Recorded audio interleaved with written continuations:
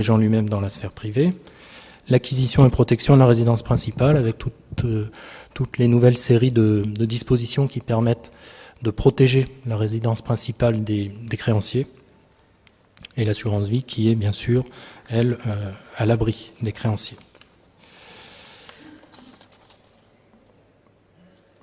Le patrimoine et les associés. La valeur de l'entreprise dépend souvent, pendant un certain temps, souvent long, de la valeur de son chef d'entreprise. Si demain le chef d'entreprise disparaît, une grosse partie de la valeur de l'entreprise peut disparaître. Donc je pense que mes enfants sont protégés parce que j'ai une entreprise qui a une certaine valeur, une certaine capacité à générer du chiffre d'affaires, du résultat. Si je ne suis plus là demain pour tenir les gros clients et pour tenir les équipes, cette entreprise peut perdre potentiellement toute sa valeur. Donc ce risque lié au décès d'un associé peut être protégé. On peut s'en protéger. Il est possible de prévoir des pactes d'actionnaires qui vont prévoir une valorisation, des modalités du moins de valorisation, qui vont prévoir ce qui se passerait si l'un disparaissait, qui pourrait prendre sa place, comment serait financé ce rachat d'entreprise, et on peut aller jusqu'à imaginer des protections de type assurance pour financer ce rachat d'actions. Ce qui fait que deux associés entre eux savent que s'il arrive quelque chose, l'un des deux pourra récupérer la majorité du pouvoir dans l'entreprise, ce qui va peut-être au passage sortir une épine du pied des héritiers ou du conjoint survivant. Donc tout ça, ça peut s'anticiper, ça peut se calculer. Et il y a également une question qui est celle de l'homme clé. Si j'ai un grand spécialiste dans mon entreprise, quelqu'un d'essentiel qui travaille dans mes équipes, je peux imaginer les conséquences de son départ, de sa disparition. On peut assurer l'entreprise contre les conséquences de la perte de cette personne.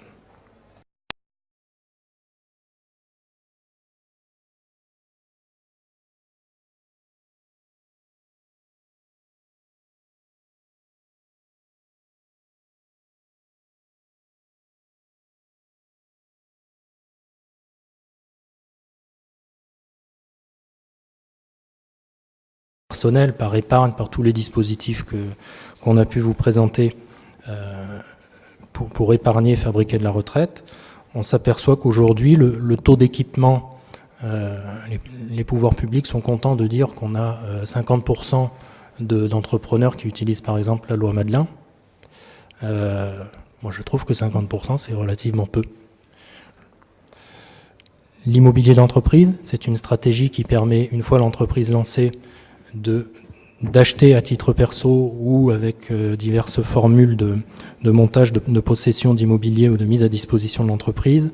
Ça permet de fabriquer un effet de levier supplémentaire par un poste budgétaire qui existe de toute façon dans l'entreprise, mais qui peut être transféré directement dans le patrimoine privé. Clairement, mon entreprise doit de toute façon payer un loyer. Pourquoi je n'achèterai pas des locaux pour loger mon entreprise et j'achète au passage mes locaux. Quand on met en place un tel montage, il est clair qu'on vient remplir des cases de manière favorable dans beaucoup des postes de risque que j'ai évoqués au-dessus. La retraite du conjoint, l'épargne salariale, tout ça, ce sont des pistes qui permettent de renforcer la future retraite du dirigeant. L'optimisation fiscale de la sortie, de la cession, si on est dans un départ à la retraite et une cession d'entreprise, il y a aujourd'hui des dispositifs qui permettent d'éviter pas mal de fiscalité. Les conseils que je donnerai sur ces questions de retraite, c'est pas tant d'attirer l'attention sur le fait que le problème existe, je pense que tout le monde aujourd'hui le sait, c'est de commencer tôt et vraiment de s'assurer en faisant des calculs et des projections. Qu'est-ce que je suis en train de fabriquer comme retraite? Qu'est-ce que je suis en train de fabriquer comme patrimoine qui demain pourra être transformé en revenu régulier pour les 20, 30 ou 40 ans que durera ma retraite? Est-ce que j'en fabrique assez? Il ne suffit pas de dire j'ai fait quelque chose, encore faut-il avoir fait assez. On peut rarement faire suffisamment, mais on voit souvent des gens qui font pour se donner bonne conscience, mais qui finalement ne fabriquent pas concrètement une retraite. La valorisation de l'entreprise, ça peut être la solution attendue pour toutes ces questions. S'il m'arrive quelque chose, mes enfants vendront l'entreprise, si elle vaut quelque chose. Quand je partirai à la retraite, je vendrai mon entreprise. Encore faut-il être en mesure de vendre dans de bonnes conditions, au bon moment, son entreprise. Est-ce que cette entreprise aura la même valeur le jour où je décède par rapport à la veille? Est-ce qu'il n'est pas temps de commencer à optimiser la transmission de cette entreprise? Il y a des techniques, là encore, qui permettent de sortir patrimonialement la valeur de l'entreprise en la refinançant par des techniques un petit peu sophistiquées et de remonter la valeur de cette entreprise dans son patrimoine privé, ce qui permet, avec les techniques des assurances crédit au passage, de se garantir qu'au moins ça c'est cliqueté. Anticiper les investissements, ça c'est dans les dernières années d'une carrière de chef d'entreprise. Il faut commencer à imaginer ce qu'on fera du patrimoine issu de la cession d'une entreprise.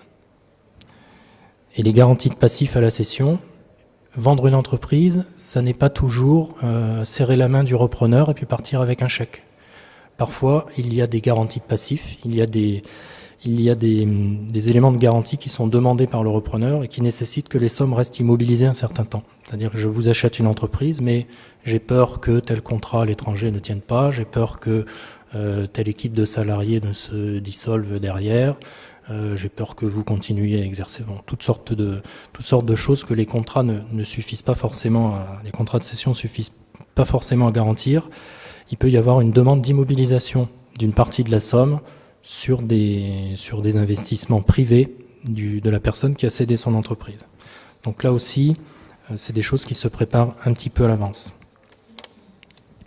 En conclusion, pour un dirigeant, il y a des risques spécifiques qui sont le risque retraite, le risque de ne pas avoir de retraite, qui sont des risques liés à son patrimoine, protéger son patrimoine en cas de problème de santé, en cas de problème de décès, mais également en cas de problème d'exploitation, tout simplement.